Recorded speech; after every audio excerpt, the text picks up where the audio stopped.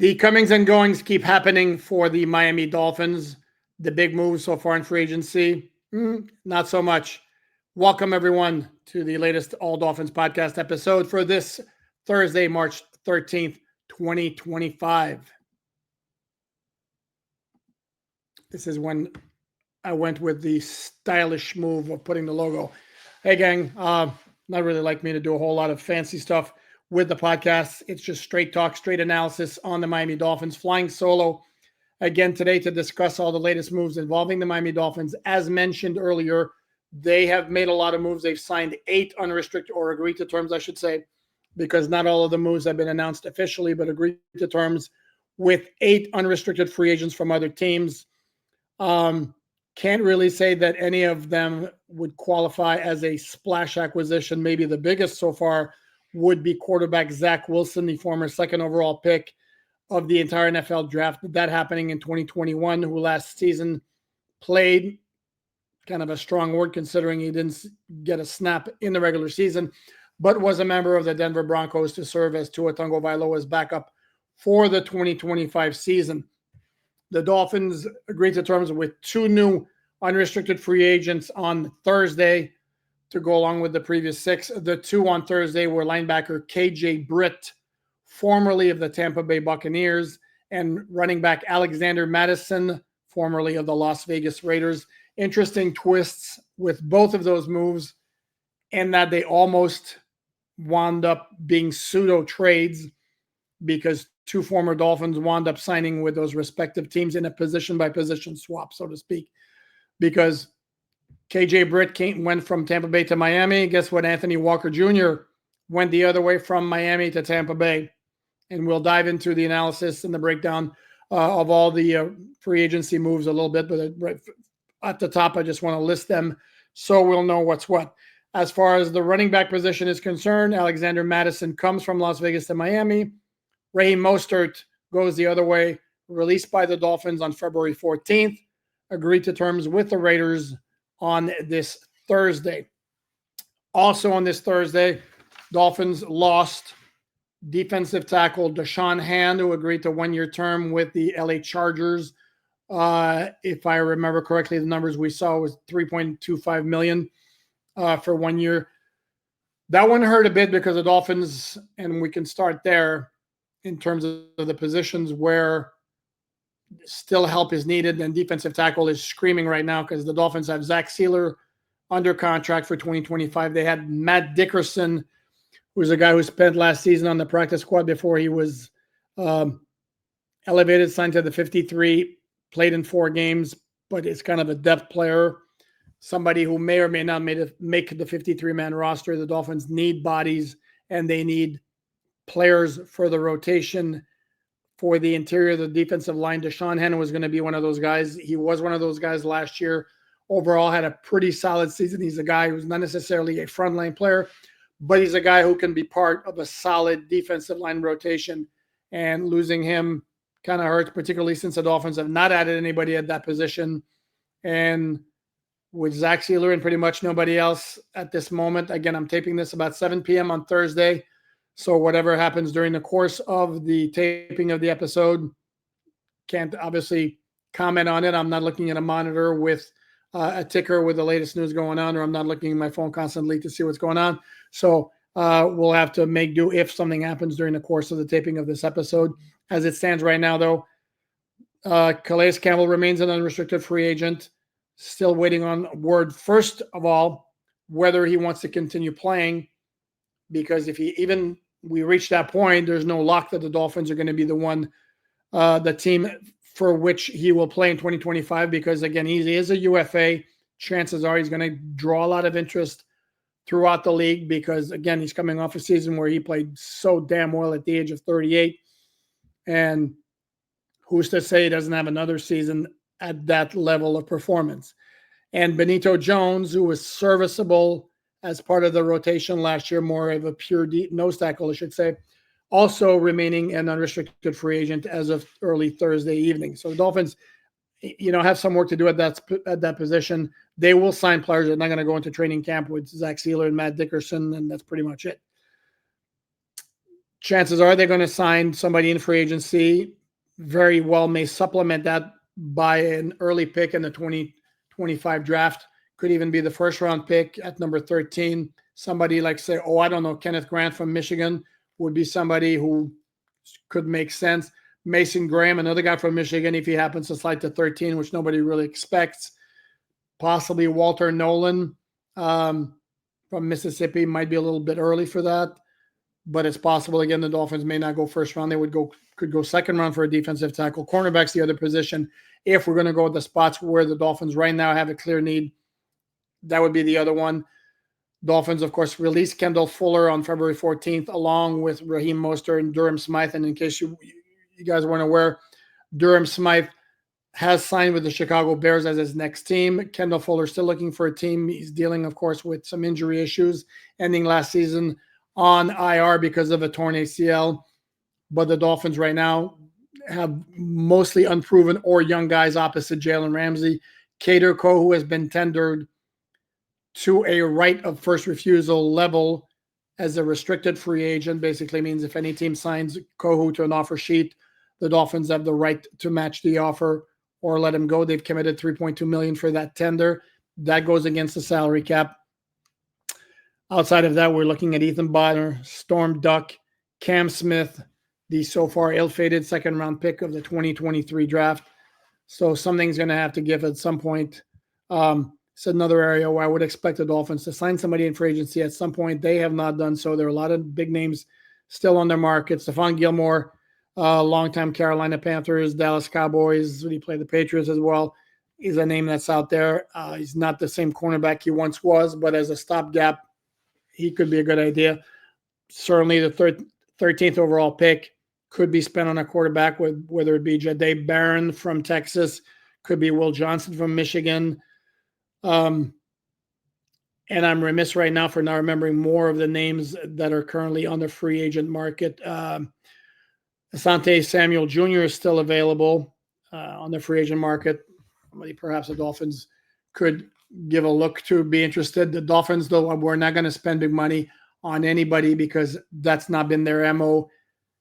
This free agency shopping period, last free agency shopping period, if you recall last year, the biggest contract the Dolphins gave out was to linebacker Jordan Brooks, and it was for 3 years, 26. So far, the biggest deal they've given out is to guard James Daniels at 3 years, $24 million.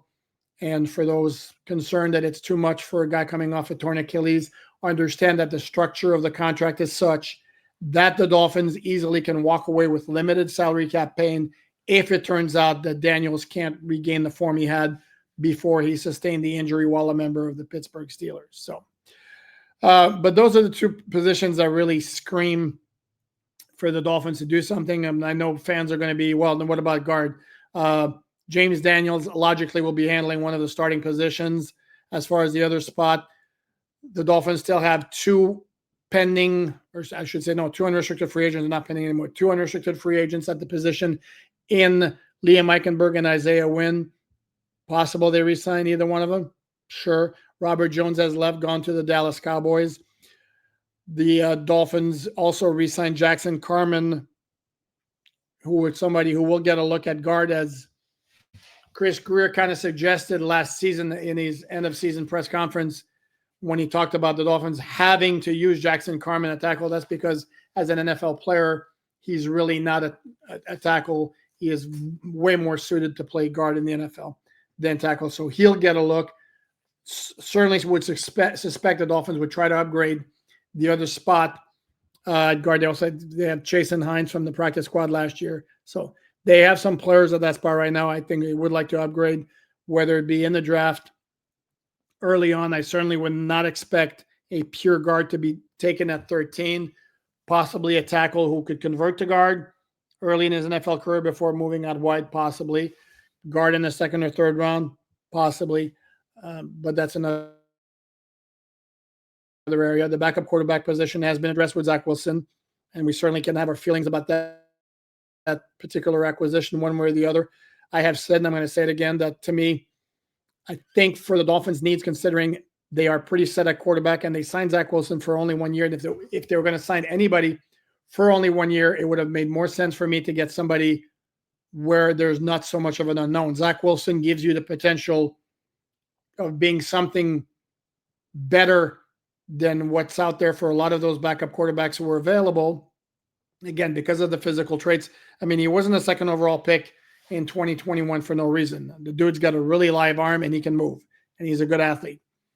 So if somebody can find a way to unlock his physical traits and make it all work, by teaching him fundamentals and understanding in the field of the position, you could really have a steal right there with what the Dolphins have done. But there's no guarantee. And the dude hasn't played in a regular season game since December 2023. So I don't care how good he looked for the Denver Broncos in training camp last year in the preseason when he had a 115.9 passer rating.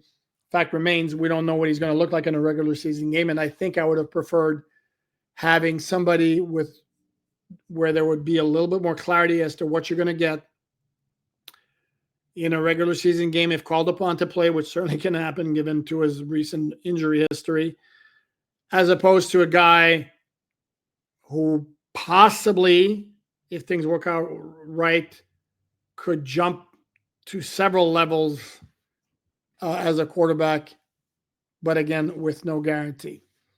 We saw Marcus Mariota got a 1-year, $8 million deal to go back to Washington. The Dolphins deal for Zach Wilson is 1 year for $6 million, fully guaranteed, with a possibility of going up to 10, depending on its playing time and playoff wins. Again, it's not a cheap contract for somebody with the resume of Zach Wilson. That's not a knock on the guy. Those are just facts. The running back position, love the move of the Dolphins picking up Alexander Mattison because he does bring a bit of a physical element that had been lacking previously when all the Dolphins had on the roster were Devon Achane and Jalen Wright. Jalen Wright does have a little bit of physicality, but that's not his calling card. He's a speed guy. Devon Achane is pretty much purely a speed guy. Alexander Mattison began his career with the Minnesota Vikings, went over to the Raiders. Last year, the thought was that he'd take over after Josh Jacobs left as a free agent to sign with the Green Bay Packers. He wound up starting 7 games, not as much as we would have thought. The yards per carry average wasn't very good, but then again, neither was the Raiders' offense. Both the line and the quarterback played. That didn't help. But our good buddy David Furones from the South Florida Sun Sentinel dug up a stat where in his career on 3rd and 1 and 4th and 1 runs, Madison has converted the first down or converted for a first down 16 of 19 opportunities, which obviously is very good in an area where the Dolphins massively needed improvement. I wouldn't have minded. I haven't seen the financial the elements of the contract, but I wouldn't have minded the Dolphins doing what the Philadelphia Eagles did and taking a shot with A.J. Dillon, formerly of the Green Bay Packers, who sat out all of last year with a neck injury that had put his career in jeopardy. He got medically cleared, and then the Eagles signed him to join their offense. And this is a guy who's nicknamed Quadzilla, and if you've seen shots of him in shorts, you'll understand why. I mean, the dude has got massive thighs. Again, at a low price, this is a move that I would have liked the Dolphins to make. They didn't. Not the end of the world. I like the acquisition of Madison. That's a nice move. The acquisition of Nick Westbrook-Ikhine is a move that I absolutely love. The contract is puny. Was it 2 for 4.5? It's nothing for a guy who caught 9 touchdown passes last year, playing with Will Levis and Mason Rudolph at quarterback. Think about that for a second. That's some impressive work. So he's a good third wide receiver. He brings size. He's 6'3", 215 to a wide receiver core that massively needed size, and he's been productive in terms of getting into the end zone. This could be a guy who could be a red zone target. Love that move. To me, this is easily the best signing so far for the Dolphins. And again, it is lacking in star power, because if you run it down, Dolphins made official, 5 of their signings of veteran free agents from other teams on Thursday, which is not unusual. Wednesday, they took care of announcing the re-signing of some of their own free agents. On Thursday was the announcement of signing of free agents from other teams. And so far, the 8 the Dolphins have agreed to terms to or officially announced. Zach Wilson, guard James Daniels, offensive lineman Larry Borum, safety Ifatu Milifanwu, wide receiver Nick Westbrook Ikine, safety Ashton Davis, linebacker KJ Britt, running back Alexander Madison. So far, the Dolphins have re-signed 6 free agents: Matt Dickerson, Elijah Campbell, Quentin Bell, Tyrell Dotson, Jackson Carman, and D.S. Cridge. In the case of Quentin Bell, he was an RFA who was not tendered, which was going to make him an unrestricted free agent Wednesday at 4. Before that time arrived, the Dolphins re-signed him. Tyrell Dotson was re-signed Thursday morning. That's a big move. If you're a reader of Miami Dolphins on SI.com, which I certainly hope you are, and I'm much hat tip to everyone. I appreciate everybody following the podcast. Please like, subscribe. I double appreciate those who follow the podcast and read on a consistent basis Miami Dolphins on SI.com. On Monday, I had put my final forecast of Dolphin UFAs, breaking it down in 3 categories of likelihood of return. I had put Tyrell Dotson as highly likely to return. And to me, it just made so much sense from both sides, because you're looking at a linebacker who played for Buffalo's first 4 seasons, became a free agent, signs with Seattle, doesn't work out. I mean, it doesn't work out bad enough to where right after signing the guy as a free agent, as a UFA, the Seahawks cut him in the middle of his first year there with new head coach Mike McDonald. And then he comes to play for Mike McDaniel after the Dolphins claim him off waivers. Eventually, he replaces Anthony Walker Jr. in the starting lineup, winds up starting, sorry, I don't have it off the top of my head, but a handful of games, playing very well. And as a linebacker who arrived midway through the season, winds up leading the team in interceptions with 3. So from that standpoint, clearly the Dolphins would want him back. For him, if all things are equal, why wouldn't he want to come back to the Dolphins, where he experienced some success, probably to a level he hadn't achieved? He was a good depth piece for the Bills, but not like he was for the Dolphins toward the end of last season. So as all those things go, then it became a matter of, okay, making it work financially, because obviously Dotson wanted to get as much as he could as a free agent. The Dolphins wanted to bring him back for as little as they could. That's how the business works. And maybe back and forth going on. We're going to give you this much. No, I'd like this much. And eventually they bridged the gap and came to an agreement. So back on a 2-year deal this time. Very, very good pickup. So now the Dolphins have their 2 linebackers. Sorry, my buddy Scott Kennedy, publisher of Atlanta Falcons on SI, if you've ever watched this, off the ball linebacker, that's a pet peeve of his. If they're not at the line of scrimmage rushing the quarterback, their linebackers, period, is what my buddy Scott would say. To me, to clearly differentiate what's on the roster, like Jalen Phillips is a linebacker on the roster, even though he's more like an edge defender, which is the new terminology. Anyway, the Dolphins have their 2 linebackers, or off-the-ball linebackers, however you want to call them, back from last year, that being Tyrell Dotson to go along with Jordan Brooks, who will be in the second year of a 3-year contract he signed as an unrestricted free agent at this time last year.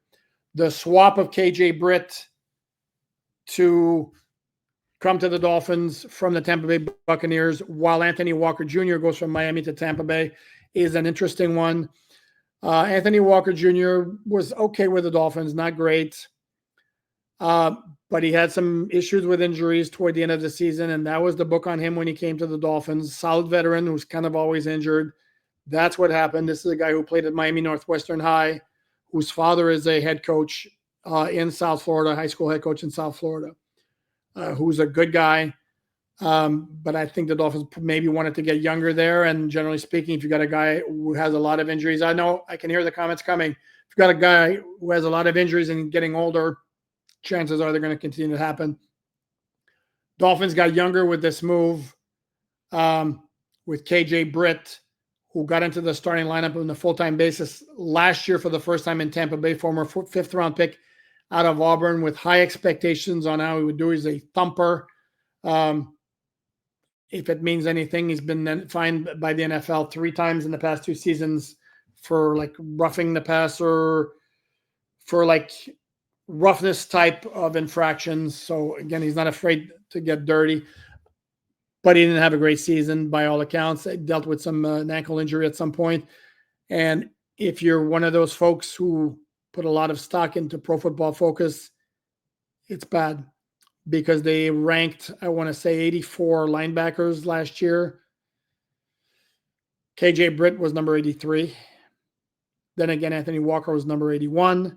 And for those wondering, number 84 was David Long Jr., who started the season with the Dolphins before they wound up waiving him. At running back, there also was a swap of sorts, if you want to look at it like that, with the Dolphins signing Alexander Mattison from the Raiders, and then former Dolphins Raheem Mostert, who had been released on February 14th, signed with the Raiders. That's an upgrade for the Dolphins. Mattison is younger, much, by 6 or 7 years, brings an element of physicality that had been missing to the running back core big time. And Raheem, really, really good guy, had that magical season in 2023, but last year it just wasn't there. Sustained a fairly significant injury in the season opener against Jacksonville. Took him a while to get going. Then he had the 2 costly fumbles at Indy, at Buffalo in a 3-week span. Kind of put him in the doghouse a little bit, where his playing time dwindled, and he wound up finishing the season with a 3.3 rushing average per Pro Football Reference, broke 1 tackle the entire season.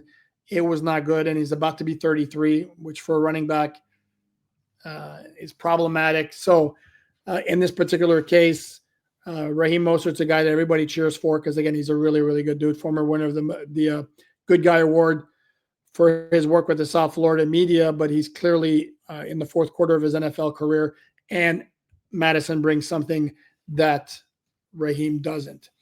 In terms of the free agents lost to other teams, we're up to 6 now.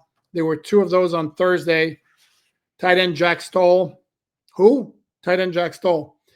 Claimed off waivers from the Philadelphia Eagles about halfway through the season. Wound up playing 4 games for the Dolphins, 2 snaps on offense, had about 30 snaps on special teams. So it didn't really have a role. So the fact that he'd be gone was kind of a foregone conclusion. To me, the claim to fame of Jack Stoll is the first time I saw him in the Dolphin locker room. It was like, oh my Lord, I'm looking at a young Dan Campbell. It's really uncanny. If you get a chance to check out his picture on the internet, had a mullet. I mean, it screams young Dan Campbell. It's actually funny. I actually toyed with the idea at one point of walking up to him in the locker room and saying, hey, anybody ever tell you look like a young Dan Campbell? I didn't do it. Didn't want to hassle with him or have him have to deal with a hassle from me. So I don't know if you'd have found it humorous or wouldn't have appreciated it. The other one who left is Deshaun Hand. Went to the LA Chargers on a 1-year deal. I think it was worth $3.25 million. That one hurt. And as I discussed earlier, this is a guy the Dolphins really could use. The other ones who have left, Javon Holland, who held his press conference with the Giants media on Thursday. Actually, there were 3 Thursdays because I forgot Anthony Walker's in that group. The previous 3 were Braxton Berrios went to Houston, Robert Jones went to Dallas. Javon Holland, in his weekly appearance or regular appearance on the Breaking House Rules podcast with NFL Network's Cameron Wolf, talked about his departure. Very, very classy send-off. Had nothing but positive things to say about the Dolphins. Very much along the lines of, they gave me my shot. Thankful for them for drafting me. Everybody in the organization, quality people. That's why they rank so high in the NFLPA survey every offseason. So classy gesture there as far as why he left. He left because the Dolphins weren't going to pay him anywhere near close to what he got. He again put the kibosh on the idea that the Minnesota Vikings, which was started by somebody who has no business starting rumors or reports like that they offered him $21 million. Said he didn't even talk to the Vikings, according to Cam Wolf, who's the guy who is in the know. Carolina and Tennessee also were very interested in Holland's services. His girlfriend happens to be from New York. That helped, but also money talked. And I think we all knew Javon was going to go. I would be very surprised if the offers that were made from Carolina and Tennessee surpassed what he got from the Giants, which was 3 years for 45.3, possibility of all the way up to 46.8. So who's left in free agency for the Dolphins? Here's the list that I have. Quarterback Tyler Huntley, running back Jeff Wilson Jr., wide receiver River Craycraft, wide receiver Anthony Schwartz, who was a restricted free agent not tendered, wide receiver Grant Dubose, who was an exclusive rights free agent not tendered, tackle Kendall Lamb, guard Isaiah Wynn, guard Liam Eichenberg, DT Calais Campbell, DT Benito Jones, edge Emmanuel Agba, edge Tyus Bowser, linebacker Duke Riley, cornerback Saran Neal, safety Jordan Poyer, long snapper Jake McQuaid. Pardon me, based on the developments so far in free agency, I think Jeff Wilson Jr., if there was any shot that he'd come back, it would have been to provide some physicality to the running back room, at least maybe from his thought or from the thought of the Dolphins that, well, we had him on the roster last year, didn't use him, let's use him this year. The fact that they signed Alexander Madison, to me, pretty much closes the door on that. Tackle Kendall Lamb was your swing tackle. I think Larry Borum is going to be your swing tackle, so I would think that would put the kibosh on the idea of Lamb returning. If he indeed, as he kind of suggested on an Instagram post, he does want to continue playing. Schooler thought he would very much like to play for the Carolina Panthers. Question there, of course, is would that feeling be mutual? Let's see who else. I still think Saran Neal is a very strong possibility to come back. Core special teams player, back end of the roster in terms, or back end of the depth chart in terms of cornerback depth. He could be a possibility. I have a hard time seeing Jordan Poyer being re-signed. In fact, it wouldn't surprise me if he announces his retirement at some point. He just, again, this is a guy whose best years clearly are behind him. Didn't have a great year for the Dolphins last year. Outside of those, I don't know that there's anybody else in that list that I had as highly likely to return. No, Duke Riley's an interesting case considering he signed a one-year contract like 3 different times for the Dolphins. I don't know if he's going to be number 5 or if the Dolphins want to move on, but he's a guy, again, they know what they have at the back end of the depth chart at linebacker. And again, also a special teams core guy, good team player.